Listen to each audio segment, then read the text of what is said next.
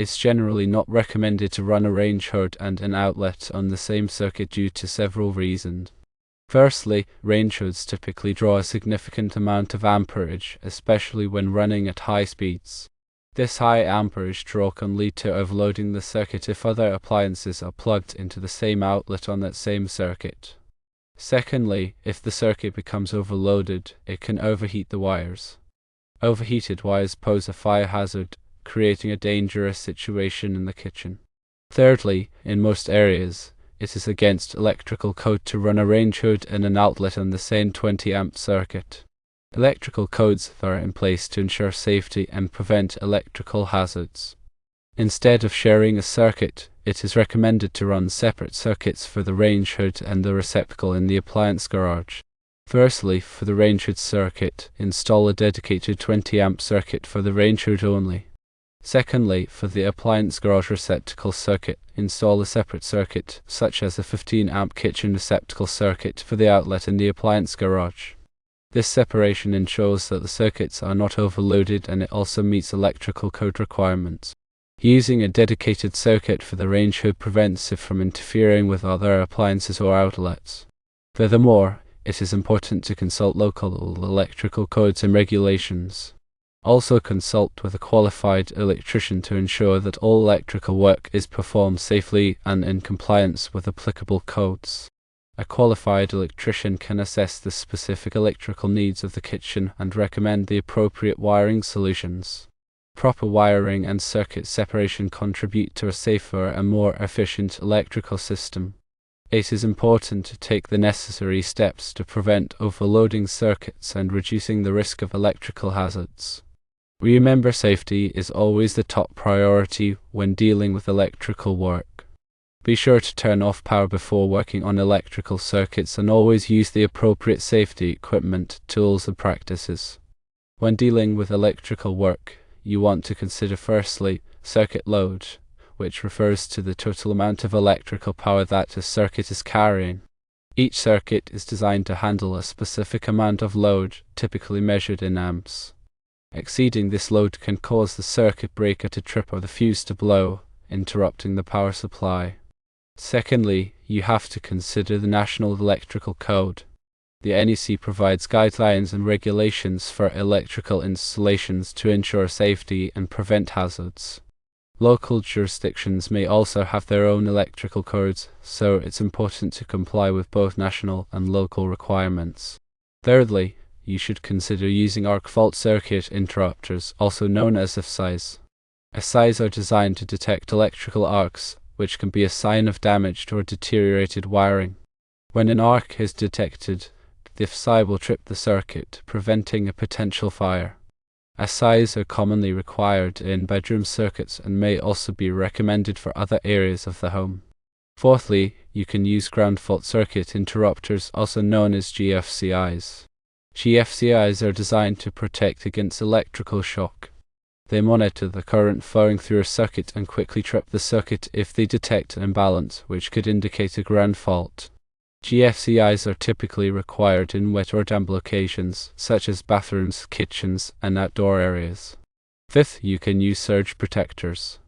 Surge protectors help protect electronic devices from voltage spikes or surges. They can be installed at the main electrical panel or used as individual power strips. Surge protectors divert excess voltage away from the devices, preventing damage. Sixth, consider regular inspections. Regular electrical inspections can help identify potential problems before they become serious hazards. A qualified electrician can inspect the wiring, outlets, and other electrical components to ensure they are in good condition and comply with safety standards. Seventh, think about professional installation. Electrical work can be dangerous and should only be performed by qualified professionals. A licensed electrician has the knowledge, skills, and equipment to perform electrical installation safely and correctly. This is especially important when dealing with complex wiring or high voltage systems. Eighth, consider the wiring size. The size of the wiring used in an electrical circuit is determined by the amount of current it needs to carry. Using undersized wiring can cause overheating and increase the risk of fire. The NEC specifies the appropriate wire sizes for different circuit types and amperage ratings. 9. Think about proper grounding. Grounding provides a safe path for electrical current in the event of a fault. It helps prevent electrical shock and reduces the risk of damage to electrical equipment. All electrical outlets and devices should be properly grounded. And 10th, think about outlet spacing. The NEC specifies the maximum distance between electrical outlets in a room to ensure that they are conveniently located and accessible. In general, outlets should be spaced no more than 12 feet apart along walls. And when installing a 20-amp circuit for a range hood in a kitchen, there are several factors to consider to ensure safety and compliance with electrical codes. Firstly, there is dedicated circuit requirement. The NEC typically requires a dedicated circuit for a range hood, meaning it should not share the circuit with other appliances or outlets. This is to ensure that the range hood has sufficient power and to prevent overloading the circuit. Secondly, the amperage rating should be sufficient. A 20-amp circuit is commonly used for range hoods, but the specific amperage requirement may vary depending on the model and its power consumption. Check the manufacturer's specifications to determine the appropriate amperage rating for the circuit. Thirdly, you must use the correct wire gauge.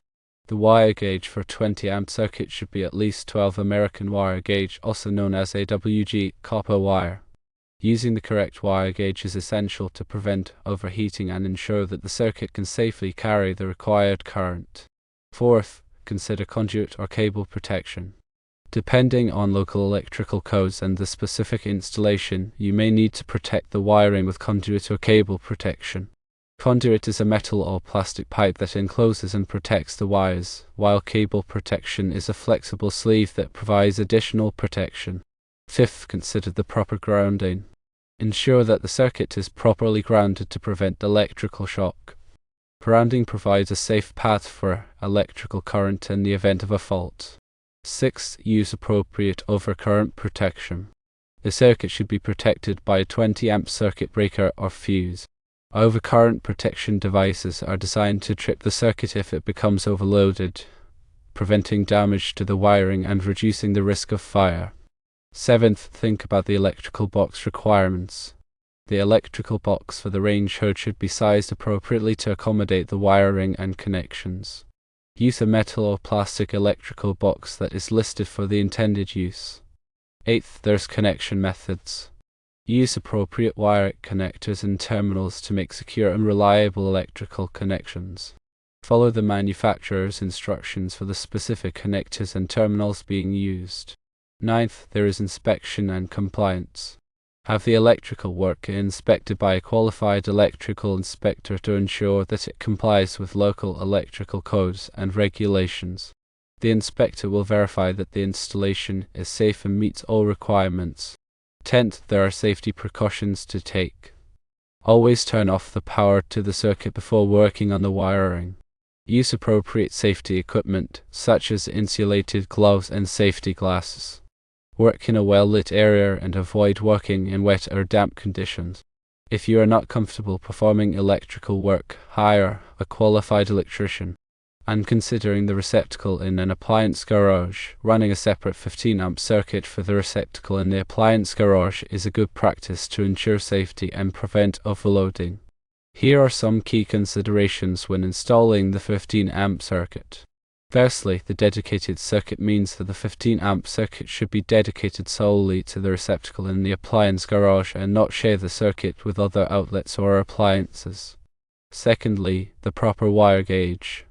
The wire gauge for a 15-amp circuit should be at least 14 American wire gauge, also known as AWG copper wire. Using the correct wire gauge is essential to prevent overheating and ensure that the circuit can safely carry the required current. Thirdly, the overcurrent protection should be sufficient. The circuit should be protected by a 15-amp circuit breaker or fuse. Overcurrent protection devices are designed to trip the circuit if it becomes overloaded, preventing damage to the wiring and reducing the risk of fire. Fourth, there should be proper grounding. Ensure that the circuit is properly grounded to prevent electrical shock. Grounding provides a safe path for electrical current in the event of a fault. Fifth, consider GFCI protection. Depending on local electrical codes and the location of the receptacle, GFCI protection may be required. GFCI outlets are designed to detect ground faults and quickly trip the circuit, preventing electrical shock. If the receptacle is located in a damp or wet area, such as near a sink, GFCI protection is typically required. Sixth, there should be electrical box requirements. The electrical box for the receptacle should be sized appropriately to accommodate the wiring and connections. Use a metal or plastic electrical box that is listed for the intended use. Seventh, there is the appropriate receptacle. Use a 15 amperated receptacle that is suitable for the intended use.